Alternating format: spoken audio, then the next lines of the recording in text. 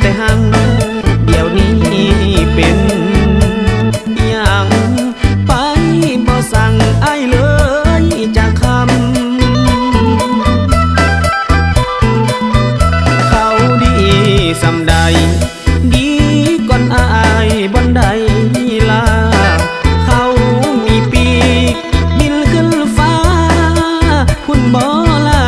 เจ้าจึงไปนำเขามีซ้ำได้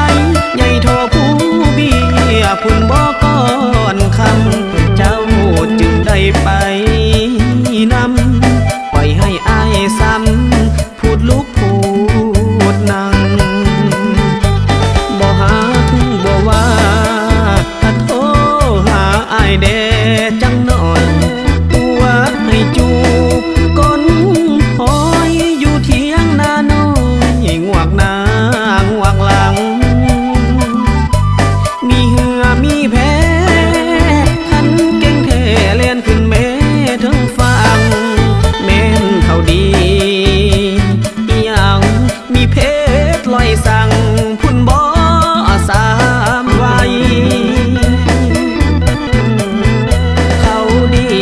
สำใดมีบ่อเป็ดไก่ตูใส่เกือบแก้วใส่คำทอโซ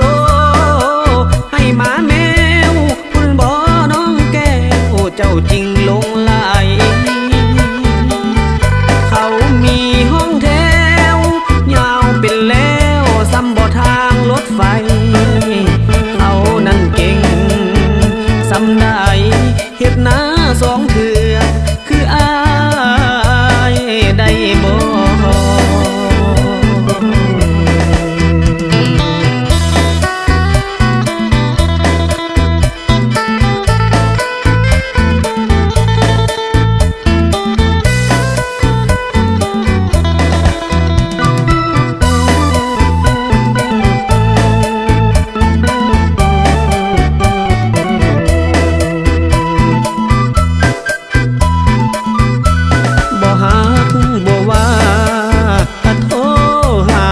แด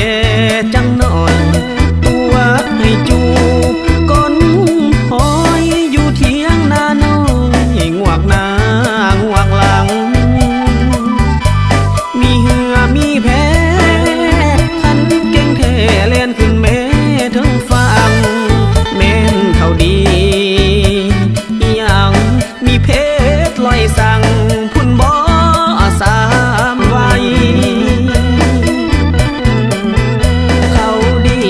สำใดมีบ่อเป็ดไก่ตูใส่เกือบแก้วใส่คำทอโซให้หมาแมวคุณบ่อน้องแก้วเจ้าจริงลงไหล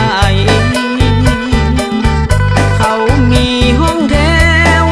ยาวเป็นแล้วซ้ำบ่อทางรถไฟเขานั่นเก่งสำใดเฮ็ดหน้าสองเถื่อคือได้บ่